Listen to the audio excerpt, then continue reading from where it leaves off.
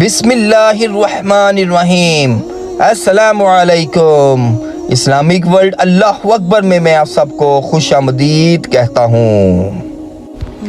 آج میں آپ کو اپنی اس ویڈیو میں مولا عباس رضی اللہ تعالیٰ عنہ کے متعلق بتانے جا رہا ہوں کہ کس طرح مولا علی رضی اللہ تعالیٰ عنہ نے اپنے بیٹے غازی عباس رضی اللہ تعالیٰ عنہ کا امتحان لیا، کس طرح ان کی آپس میں تلوار بازی ہوئی، کس طرح ان کے آپس میں مقابلہ ہوا۔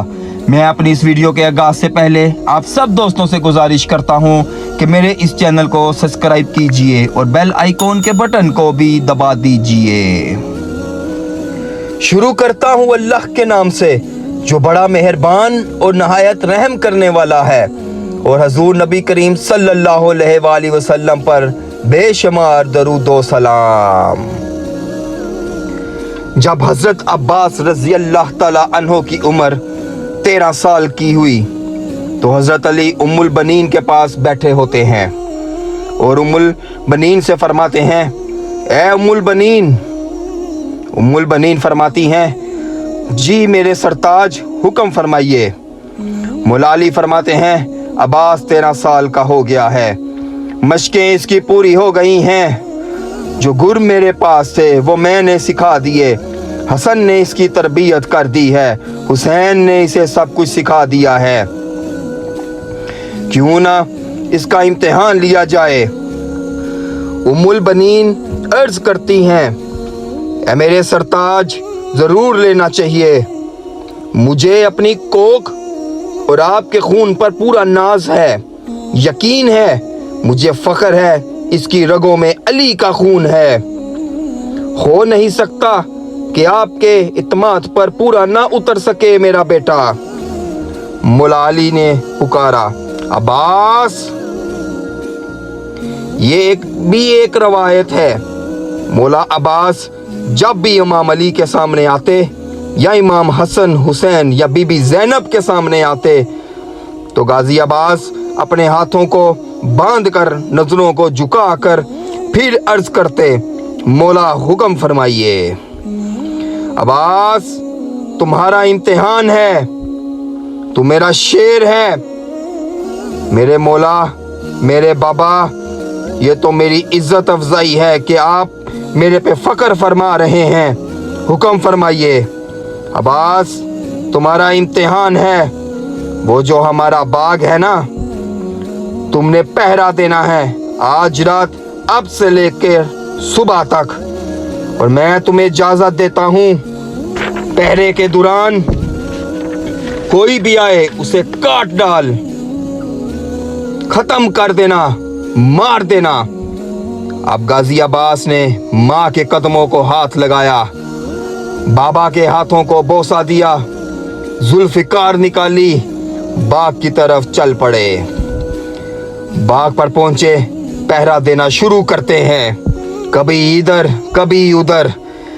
لکھنے والے نے لکھا ہے، ہوا تھم تھم کے چلنے لگی، جنات نے اپنا رخ بدل لیا، چند پرند نے اپنا رخ بدل لیا، انسان تو پیچھے تھا ہی، یہ چیزیں بھی رک گئیں۔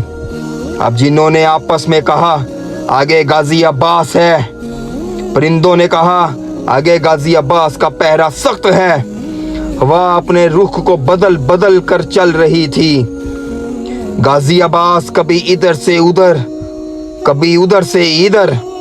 اب کیا ہوتا ہے؟ شام گزری، رات کا پہلا پہر گزرا، رات کا دوسرا پہر بھی گزر گیا، رات کا تیسرا پہر شروع ہو گیا، غازی عباس نے اپنا پہرا اور بھی سخت کر دیا۔ اتنے میں کیا ہوتا ہے، دور سے گھڑ سوار آیا، رات کا وقت، ہلکی ہلکی چاند کی روشنی، گھڑ سوار آیا، چہرے پر نقاب ہے، آگے آ گیا، دیکھتے ہی دیکھتے باغ میں داخل ہوا۔ غازی عباس نے آواز لگائی، اے اجنبی آگے نہ بڑھنا، آج اس باغ کا پہرا غازی عباس دے رہا ہے، آگے نہ بڑھنا۔ اجنبی نے جواب دیا، کیوں؟ क्यों ना आगे बढ़ूं। इतने में अजनबी और आगे बढ़ा और यहां तक के बाग में दाखिल हो गया। गाजी अब्बास ने फिर आवाज लगाई, ए अजनबी सुनो, मुझे मेरे बाबा ने इजाजत दी है, जो भी आए काट देना, मार देना। ए अजनबी, खैरियत चाहते हो ना तो पीछे मुड़ जाओ। आज गाजी अब्बास खड़ा है, पीछे मुड़ जा, बेगुनाह मारा जाएगा। मगर अजनबी न रुका और वो बाग के अंदर दाखिल हो गया। अजनबी अभी भी खैर मना, हम हाशिम हैं, हम बिला वजह कत्ल नहीं करते, हम बिला वजह जुल्म नहीं करते, लेकिन मेरे बाबा का हुक्म है, जो भी आए कत्ल कर देना। इसलिए मैं आखिरी दफा बोल रहा हूं, पीछे हट जा। वो जो अजनबी था उसने दरख्त को जोर से पकड़ा। वो दरख्त फलदार था, उसको हिलाना शुरू किया और इतना हिलाया यहां तक कि दरख्त की जड़ें हिल गईं। गाजी अब्बास समझ गए आने वाला कोई सिपा सलार है। गाजी अब्बास ने तलवार निकाली और बोले, मैं आ रहा हूं। और उधर से अजनबी ने भी तलवार निकाली और अब तलवारों से तलवारें टकराने लगीं और मुकाबला शुरू हो गया। रवायत में लिखा है, रात के अंधेरे में जब तलवारें आपस में टकरा रही थीं, उसमें से जो चिंगारियां निकल रही थीं, ऐसा लग रहा था जैसे आसमान से सितारे गिर रहे हों। तलवारों से तलवारें टकरा रही थीं, कभी अजनबी की तलवार ऊपर, कभी गाजी अब्बास की तलवार ऊपर।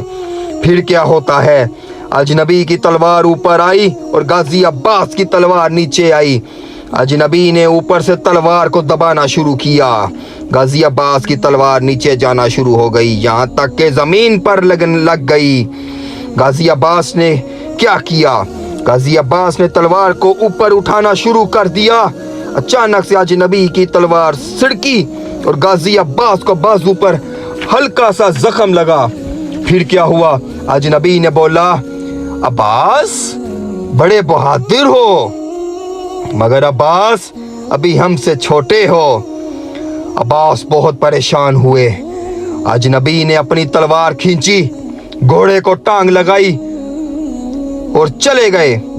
और अब गाजी अब्बास रजी अल्लाह ताला अन्हो बहुत परेशान, शर्मिंदा होकर बैठ गए, यहाँ तक कि आंखों से आंसू आने लगे। फजर का वक्त हो गया, फजर पड़ी, फिर बाग में बैठ के रोने लगे। किसी ने उम्मुल बनीन को बताया कि मैंने देखा कि आपका बेटा बाग में बैठा रो रहा है। माँ ने यह सुना और बाग में आ गईं और पूछा, बेटा क्या हुआ, क्यों रो रहे हो? गाजी अब्बास बोले, अम्मा कुछ ना पूछो, वो अजनबी बाजू पर जख्म दे गया है, पर वो जख्म बाजू पर नहीं दिया, मेरे दिल पर दे गया है। काश वो मेरे बाजू पर जख्म न देता, मेरा सर उतार देता, मुझे फख्र होता कि किसी बहादुर के हाथों मर गया हूँ। मैं अपने बाबा शेर बेटा नहीं हूँ, वो मेरे हाथों से निकल गया और जख्म भी दे गया और रोना शुरू कर दिया। कुछ वक्त गुजरा, उधर से अली मुर्तज़ा रजी अल्लाह ताला अन्हो तशरीफ लेकर आए और पुकारा, अब्बास मेरे शेर बेटे।